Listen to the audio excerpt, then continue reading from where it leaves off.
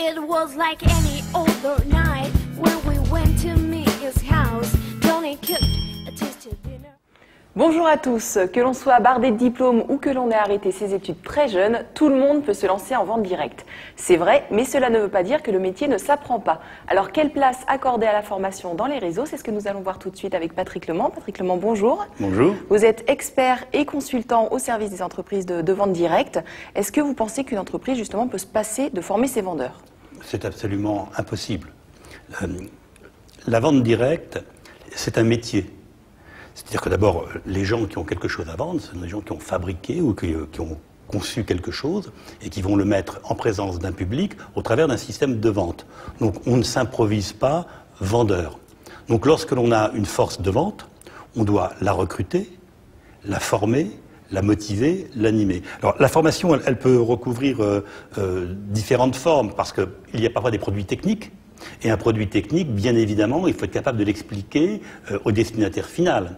Donc on va voir si c'est un produit qu'il faut manipuler d'une façon ou d'une autre. Mais si c'est par exemple un vêtement pour enfants, on va pouvoir s'imaginer que on est séduit, on va avoir telle ou telle entreprise qui va proposer un petit pull, une petite salopette. On va d'abord être sous le charme du produit en lui-même. C'est-à-dire, c'est pas un produit entre guillemets compliqué à expliquer. Quand on le vend, si on l'aime, on va forcément. Voilà. Alors donc la force de vente va être la force de conviction. Mais si on vous demande, par exemple, si c'est de la chaînette, quelle est la nature du tissage, on peut avoir des questions qui ne sont pas forcément des questions pièges de la part de celle ou celui qui la pose, mais simplement une information. Est-ce que ça se lave facilement? Est-ce que ça va résister à la chaleur? Est-ce que ça se détend? Etc. Donc on a... Là, ne pas savoir répondre à ces questions-là, on est décrédibilisé. On est un peu décrédibilisé. Alors donc on va avoir la formation produit. Et puis ensuite de ça, on va avoir une formation réunion. Comment? Vous savez, quand on fait une réunion, on vend d'abord sa propre image, l'image de la société, avant même de vendre les produits, que ce soit des cosmétiques, des bijoux, des vêtements. Donc ça, on va former un minimum quand même les vendeurs pour qu'ils soient à l'aise, qu'ils sachent présenter correctement, sincèrement, honnêtement, c'est très très important, honnêtement, et leur entreprise, et le métier, et la enfin, vente directe. La vente directe, et enfin le produit en question. Est-ce que vous avez le sentiment aujourd'hui que les sociétés forment suffisamment leurs vendeurs? C'est très difficile de répondre à cette question. Moi j'aurais tendance à dire non, parce que on vit sur des acquis. C'est-à-dire qu'on a constitué une force de vente, elle se développe qu'à un cas, le chiffre d'affaires est correct, et on a l'impression que tout va bien. Si le chiffre d'affaires est correct en même temps, pourquoi les entreprises, entre guillemets, dépenseraient de l'argent pour former les vendeurs, si ça fonctionne? Parce qu'il y a plusieurs choses qui vont intervenir. D'abord, vous avez des vendeurs qui vont prendre des mauvaises habitudes, qui vont tenir un discours qui ne sera pas cohérent par rapport à la démarche de l'entreprise. Et si vous n'êtes pas là régulièrement pour leur rappeler un certain nombre de règles, ben ces personnes vont s'écarter, mais naturellement, sans méchanceté, du bon chemin. Et n'oublions pas une chose, c'est que former un vendeur, c'est former donc à la vente directe. Quand on est dans une réunion, on vend donc la société, on se vend soi-même, on vend un produit, mais on vend le métier, on vend la vente directe, on vend les futures réunions. Comment s'adresser aux personnes présentes pour les inciter à être soit des hôtesses, pivot fondamental, soit des distributrices à leur tour. Si vous allez dans tous les sens, si vous ne maîtrisez pas vous-même déjà votre propre contrat, votre plan de rémunération, le plan d'évolution au sein de l'entreprise, eh bien vous allez être un petit peu perdu. Il y a aussi toutes les règles éthiques qu'il est important de maîtriser pour ensuite pouvoir éviter certains débordements lors des réunions. Là aussi, c'est important que les entreprises forment à ce niveau-là. Alors, ce qui est très important, je vais rebondir sur ce que vous venez de dire, c'est que d'abord, les entreprises se forment elles-mêmes. On voit combien de chefs d'entreprise qui ignorent les bases mêmes du droit.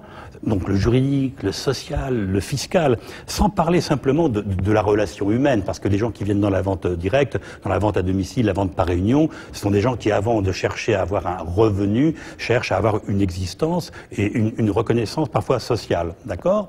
Bon, donc, comment prétendre former des vendeurs si soi-même on ne maîtrise pas le métier, la réglementation? Parce que vous savez, la vente directe, c'est un métier beaucoup de gens l'ignorent, qui est extrêmement réglementé, avec un cadre juridique précis, avec des statuts précis, avec des accords faits au niveau des ministères. Donc c'est une façon de reprendre le collier si on a perdu l'habitude de travailler, parce qu'il y a des gens qui sont demandeurs d'emploi qui ont perdu l'habitude. La vente directe leur permet de conserver leurs indemnités et en même temps de développer une activité personnelle. Si vous ne savez pas leur transmettre les informations fondamentales, je dis bien fondamentales, qui vont régir leur mode de fonctionnement, vous pouvez les envoyer dans le mur et donc vous envoyez vous-même dans le mur. Et vous avez le sentiment un petit peu que certaines entreprises se lancent justement un peu à l'aveuglette, c'est un peu du bidouillage de temps en temps? Alors c'est pas du bidouillage, mais vous savez, on va sur Internet, on fait du copier-coller, ou alors soi-même on devient, comment dirais-je, distributrice dans une entreprise pour faire une espèce d'espionnage, pour voir comment ça se passe. Mais autant il y a des lois qui sont communes à tous, autant il y a un mode de fonctionnement qui est adapté à chaque entreprise, à chaque produit. Vous avez par exemple des entreprises qui travaillent avec le commerce équitable. On ne va pas avoir le même discours que celles qui vendent des panneaux solaires. Vous avez des entreprises qui vendent des cosmétiques, d'autres qui vendent des produits qui sont à la limite du médicament, avec des règlements précis, avec des méthodologies, avec ce qu'on appelle une littérature particulière pour savoir comment utiliser. Vous allez avoir d'autres qui vont vous vendre des éléments culinaires. Donc, on se forme sur le produit, sur le métier, sur le droit, sur la loi. Pour moi, il y a beaucoup d'entreprises qui se sont cassées la figure à cause de ça. Et celles qui réussissent, les modèles, les success stories, ce sont des entreprises qui justement se sont faites entourer de spécialistes, d'experts, qui les ont guidés, qui les ont accompagnés pour éviter toutes ces erreurs et qui ensuite de ça vont les aider à retransmettre l'image de la société, l'image du métier. Et puis n'oublions pas une chose, c'est que le recrutement c'est fondamental. Donc vous allez avoir vos propres distributeurs, vos propres distributrices qui vont avoir comme mission de faire connaître votre entreprise et de recruter. Si elles-mêmes ne sont pas formées au fond et à la forme... Mais même si une entreprise elle-même connaît bien son métier, le maîtrise sur le bout des doigts, quand on se lance, ça a un coût quand même de former toutes les équipes de vendeurs. Alors, vous savez, ma conviction, c'est que si vous n'avez pas, lorsque vous vous lancez dans n'importe quel type de vente, si vous n'avez pas un minimum de budget pour assurer votre image, le recrutement de vos éléments, leur formation, il ne faut pas y aller. Donc ça, il faut le prévoir dès le départ. Bien sûr, bien sûr. Vous savez, d'abord, il y a l'image, il y a la communication. On a un produit, c'est très bien, il est formidable, c'est le plus beau du monde, mais il faut d'abord savoir communiquer, dire qu'il existe. Donc, vous adressez à la fois au public en tant qu'acheteur, mais au public en tant que distributeur. Ensuite, ces gens-là, il va falloir donc les former, comme on vient de le dire, les former et régulièrement revenir sur le métier pour qu'ils ne fassent pas d'erreurs. Et puis ensuite de ça, les animer pour les fidéliser. D'ailleurs, les séances de formation contribuent également à la fidélisation des troupes. Parce que, les motive. Oui, ça les motive d'abord parce que on se retrouve, on a les copains, on a les copines, on a les filleuls, on a les parrains, on a les dirigeants de l'entreprise, parfois il y a même des grandes messes où on rappelle les éléments essentiels et de l'entreprise et du métier. C'est vraiment, vous savez, la vente directe, la vente par réunion, c'est quelque chose d'éminemment je dirais, familial. On est comme dans une famille. Alors de temps en temps, il y en a qui nous quittent, puis il y en a d'autres qui arrivent. Mais le fait de réunir les troupes pour leur rappeler les éléments essentiels de l'entreprise, du droit, de la vente et de ce qu'on a à proposer, ça soude les gens. Ça soude les gens. Et donc, ils n'ont pas envie de vous quitter, ils n'ont pas envie de quitter leurs copains et leurs copines. Alors quand on débute, même s'il faut normalement budgéter tout cet aspect-là, est-ce qu'on peut se contenter, disons, de prospectus, de formulaires, etc., d'outils papier ou Internet pour former les vendeurs, ou est-ce qu'il faut forcément une équipe dédiée à cela? Alors, au moins une personne dédiée spécifiquement à cela. Déjà les créateurs de l'entreprise. Il faut qu'ils soient capables. Ils ne sont pas obligés, entre guillemets, de prévoir une personne en plus dans leur équipe pour former. Généralement, quand une entreprise démarre, l'entreprise fait appel à des gens comme nous, donc des experts. Nous, on va les épauler, parce que nous, on sait faire. Donc, on va les laisser, eux, faire leur métier, donc fabriquer, créer, etc.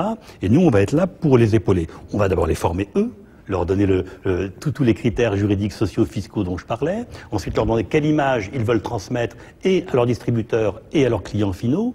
Et donc, on va leur dire, écoutez, voilà, pendant une certaine période, on va être à vos côtés jusqu'à ce que vous ayez suffisamment de troupes en interne pour trouver parmi vos propres recrues les personnes qui seront les plus capables d'assurer la formation des personnes suivantes. Mais c'est pas vous directement qui allez former les vendeurs au métier ou aux produits, etc. Dans ce cas, c'est le chef d'entreprise. On est, en tout cas, au début de l'entreprise, on est toujours présent.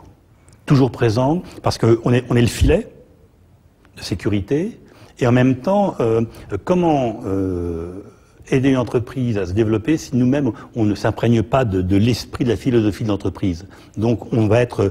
D'ailleurs souvent les recrues pensent que nous faisons partie de l'entreprise. Parce qu'il y a une telle osmose entre les créateurs de l'entreprise et nous qu'au début ils ne font pas la différence. Donc au bout d'un moment, on rappelle les règles du jeu et on intervient ponctuellement lorsque l'entreprise a besoin de nous, même pour des séances de formation d'ailleurs. Quelles sont justement les meilleures méthodes pour former les vendeurs ? C'est vraiment du terrain avec eux ou ça peut être l'e-learning? Quelle est la meilleure méthode? Alors, bon, l'e-learning c'est bien, mais moi je suis quand même très favorable au contact en face à face. Donc vous recrutez une personne, quand vous la recrutez, vous avez envie de savoir si vous allez être en confiance avec cette personne, et cette personne a besoin de savoir si elle va être en confiance avec vous. Donc déjà on est en face à face. Donc vous allez faire les premières réunions, vous allez l'accompagner.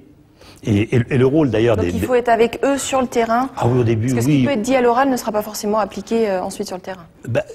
Disons qu'il faut qu'il y ait un canevas, il faut qu'il y ait une règle, il faut qu'il y ait un mode, un processus qui soit respecté par le distributeur. Mais il y a des imprévus. Vous pouvez avoir des gens qui vont vous poser des questions un peu surprenantes. Vous allez avoir des gens qui vont vous faire des contestations. Il faut expliquer pourquoi, comment, et puis rebondir à chaque fois qu'on va avoir une objection. Mais la nouvelle recrue va se sentir beaucoup plus à l'aise parce qu'elle va avoir son parrain ou sa marraine à ses côtés, prête à intervenir en cas de nécessité. Et puis, je vous répète, c'est autoproducteur, c'est-à-dire que ce sont vos recrues qui vont à leur tour recruter. Ce sont les personnes, mieux vous les aurez formées, mieux elles formeront les personnes. Est-ce que ça ne dilue pas un petit peu entre chaque étape? Est-ce qu'il vaut mieux pas quand même continuer à former directement les nouvelles recrues? C'est la raison pour laquelle, je vous disais tout à l'heure, on fait des réunions collectives ou région par région. On rassemble, on réunit toutes les personnes pour leur rappeler les règles du jeu. Et je vous répète, le double effet, c'est que d'abord, on refixe les règles et on recadre les personnes. Et qu'ensuite de ça, il y a cet aspect familial puisque les gens se retrouvent. Vous savez, les réunions de formation, c'est très gai, c'est très sympathique. Alors il y a le mot convivial qui est un peu galvaudé, mais c'est vraiment ça. C'est-à-dire que il y a, on discute, on présente des nouvelles aussi, parce qu'il y a des nouvelles qui ne sont pas connues des autres. Chacun raconte un peu son histoire, et puis on apprend, on travaille, mais dans une ambiance vraiment familiale, une ambiance de fête. C'est ça qui est. Les formations dans la vente directe, c'est toujours une ambiance de fête. La Fédération de la vente directe lance des formations ouvertes à distance pour justement amener des bases de formation aux vendeurs en plus de ce que peuvent proposer les sociétés. Est-ce que vous pensez qu'une société peut se contenter en se disant bon, la Fédération a lancé ça, c'est déjà une bonne base? C'est une bonne base, mais comme vous venez de dire, c'est une bonne base. Ça ne suffit pas. Parce que le problème est que, encore une fois, on risque d'avoir du copier-coller mal interprété. Les gens vont regarder, vont dire tiens, c'est comme ça que ça se fait. Ils vont essayer de le reproduire dans leur propre réseau avec des erreurs, avec des carences. Et donc c'est une très bonne base, mais pour moi c'est insuffisant. Le contact réel. Alors évidemment, si je dois avoir par Skype ou par MSN 2 ou 3 personnes, bon là la distance est abolie parce que le contact se fait par l'œil, par l'oreille. Mais si c'est que du e-learning tel mais par contre, c'est très bien de le faire. C'est très bien de le faire. Mais c'est pas suffisant. C'est un bon point de départ, mais c'est pas suffisant. C'est un bon point de départ, absolument. Patrick Lemant, merci d'avoir répondu à toutes nos questions. Vous l'aurez compris, formez vos vendeurs et formez-vous. À très bientôt pour une prochaine émission. It was like any other night when we went to meet his house. Tony cooked a tasty dinner.